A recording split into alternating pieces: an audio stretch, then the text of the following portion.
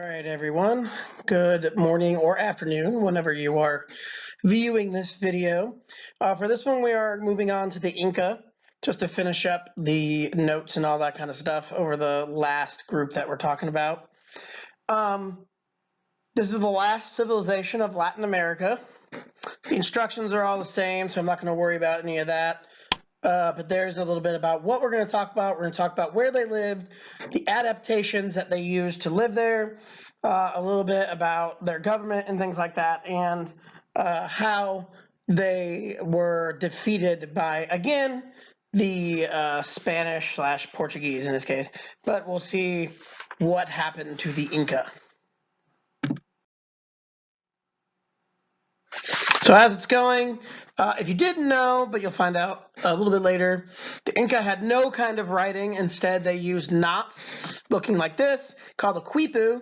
They actually put knots in robes to kind of communicate over these long, mountainous trails in order to kind of get messages where they needed to go. And a lot of it is numbers and things, but that's how they communicated.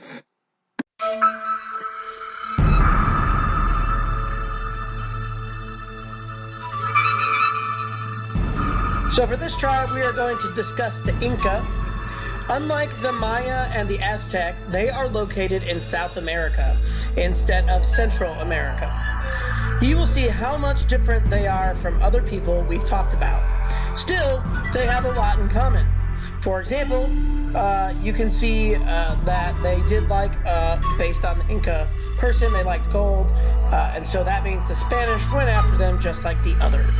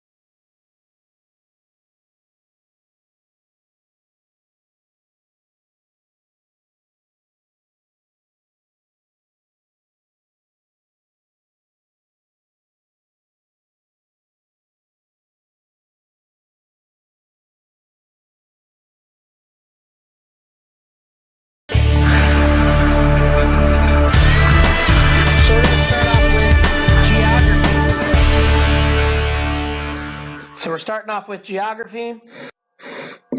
Behind me, or on this slide, you can see a super high-tech FBI map of the world. We are going to use some crazy technology to highlight this specific section.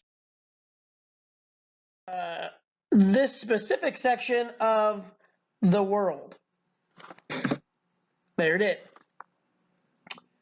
The large green part, is the rainforest. The more gray and white parts are the mountains. As you can see, it's very skinny because these are known as the Andes Mountains, as we talked about earlier. It is interesting to note that the Inca built many of their cities, as you can see here, right on top of those mountains, which means two things. One, the air up in the mountains is very thin, and you would tire very easily.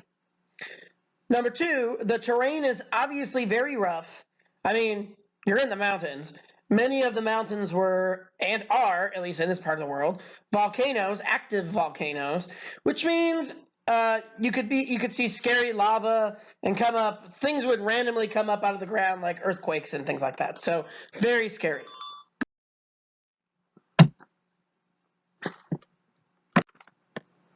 So the Inca built on the Andes Mountains. They did have access to water, though, because the central lake called Lake Titicaca. Yes, laugh all you want, because that is actually what the lake is called. I am not joking. In Incan, it means rock of the pure.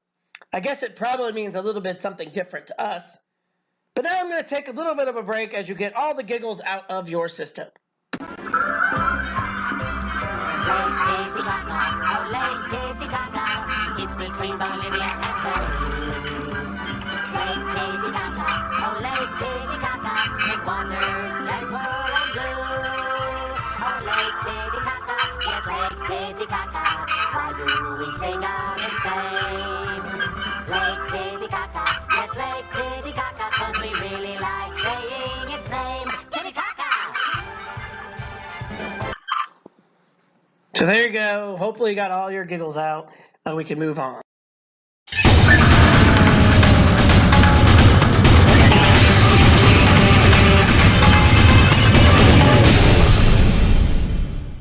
So obviously now we're going to talk about technology of the Incas.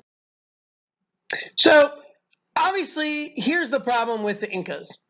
They live in the mountains. Unfortunately, it's going to be very hard to grow crops on a mountain because your stuff is just going to fall out, right? It's just going to fall off the mountain. So what they did, they cut little steps into the mountain and they planted their crops on theirs. So here's the solution.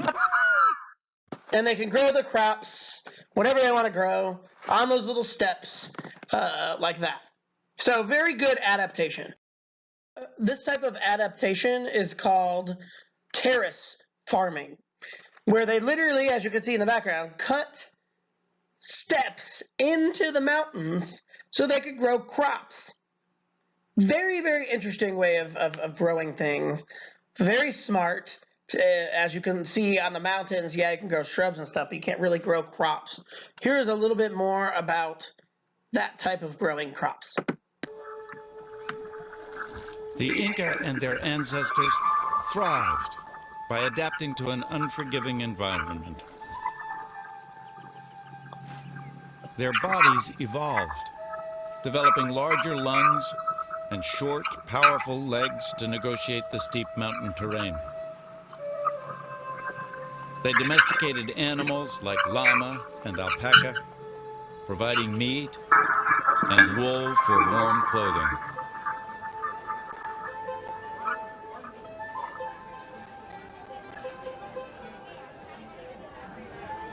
And perhaps most importantly, they cultivated a vast array of crops that would thrive in the diverse environment of the region.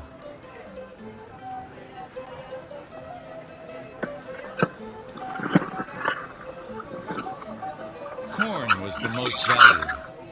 They grew tomatoes and peanuts and over 200 types of potatoes. They cultivated cocoa plants, chewing the leaves to ward off hunger and fatigue.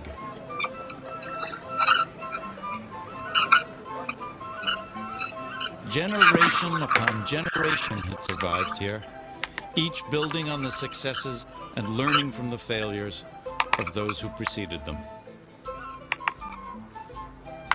As the population grew, they reshaped the landscape to meet their needs. Rivers were straightened, canals dug, and millions of acres of mountainside carved into terraced farmland. Like stairs to the heavens, they amazed the Spanish, who called the mountain range by their word for terrace, Andines. So there you go. There's a little bit more about their terrace farming.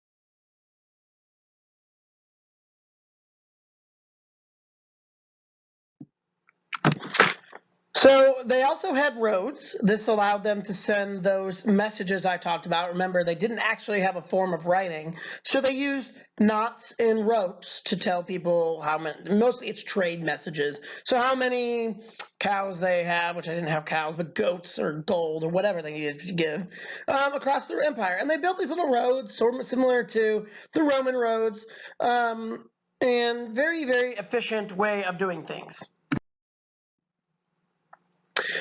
They also built bridges out of grass to cross mountains and really big, crevasses and stuff like that, which is amazing because you would think that would be super scary, but they held up pretty good.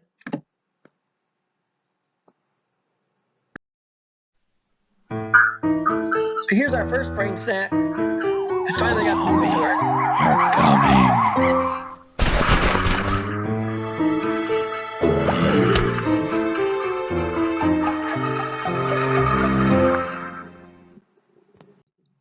So this is a what would you do? You have angered a llama, which is one of the really big animals that is in the Inca Empire. Apparently, he didn't like when you spit at him. Now he is chasing you with a crazy look in his eyes. You run until you reach the edge of a cliff. At the edge of this cliff is an old Inca rope bridge, and they're still around, and they look like this. What would you do? Would you cross the bridge? Would you not cross the bridge? Would you face the llama? A lot of different answers.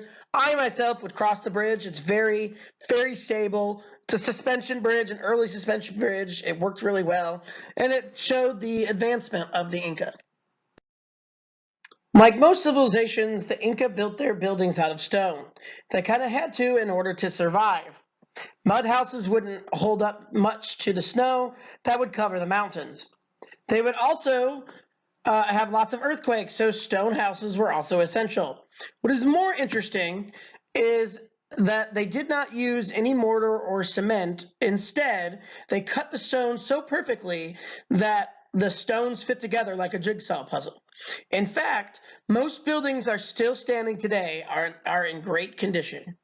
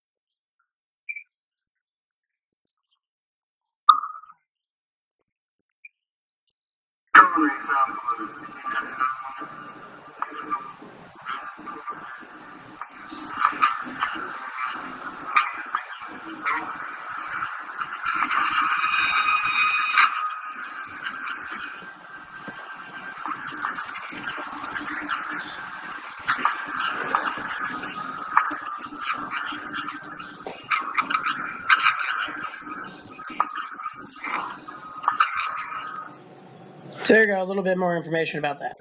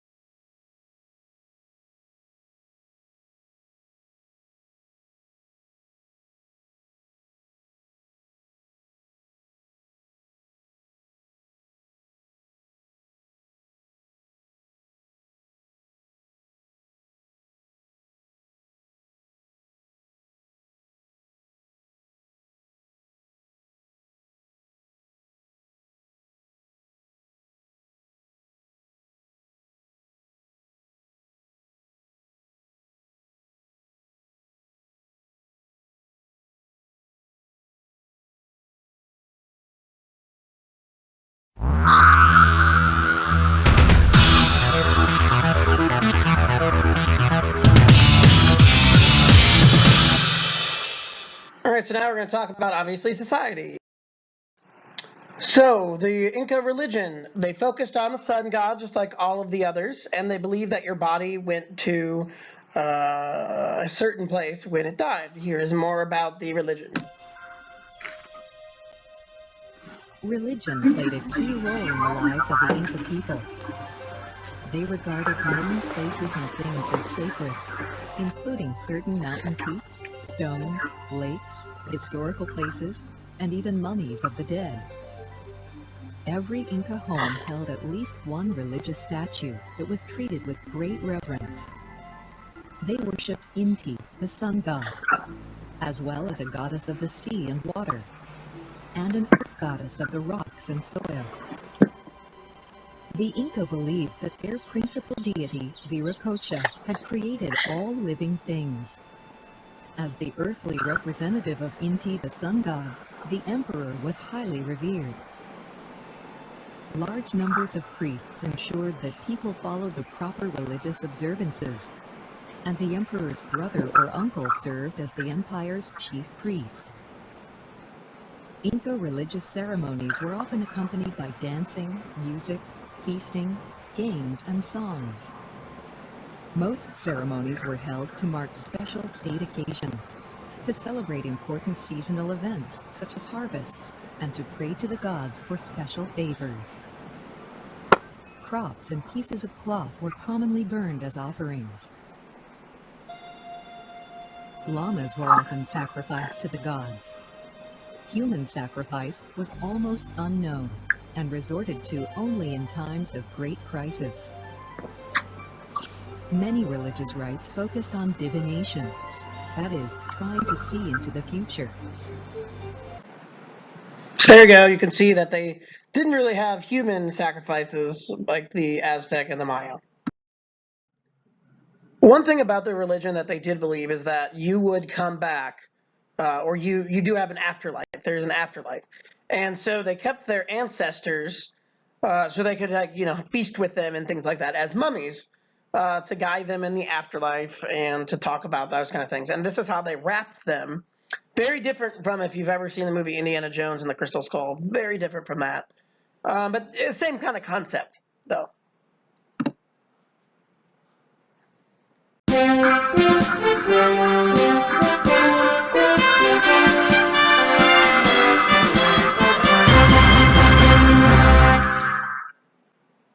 All right, so we're going to talk about the government, obviously. Almost done with this part.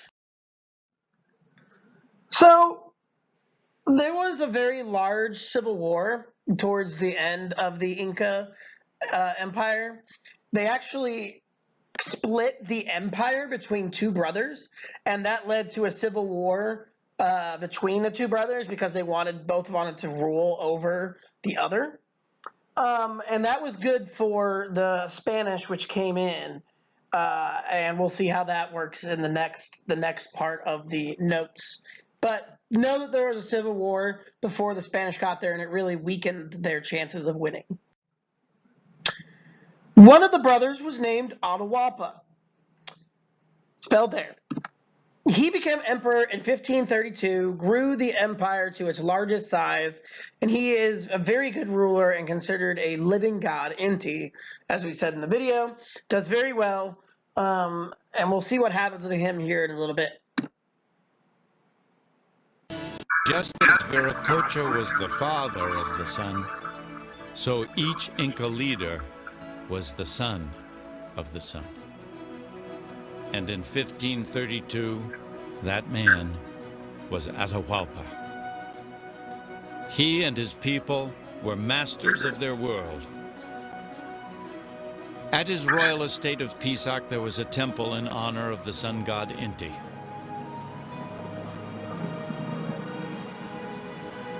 Though this was a sacred site, a fortress protected the emperor, his court, and the rich farmland on the terraces below. With a commanding view of the valley, it was designed to defend against the wild Amazonian tribes to the east. But soon, a new enemy would appear, an enemy in search of gold. armed with their own god and powerful new weapons. An enemy that would threaten to destroy all the Inca had created.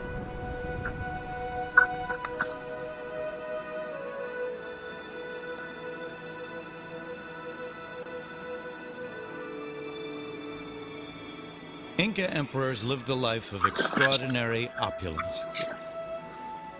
Atahualpa had many wives, and his choice of the most beautiful Inca women to serve his every need. His sacred body was clothed in the finest garments, worn once, then ceremonially burned. He ruled with absolute authority. In the empire's most lavish festival, he was honored as a living god. So there you go. That's a little bit about Atahualpa. So make sure you watch the next video. We're going to finish it really quick, and we'll see how they fell.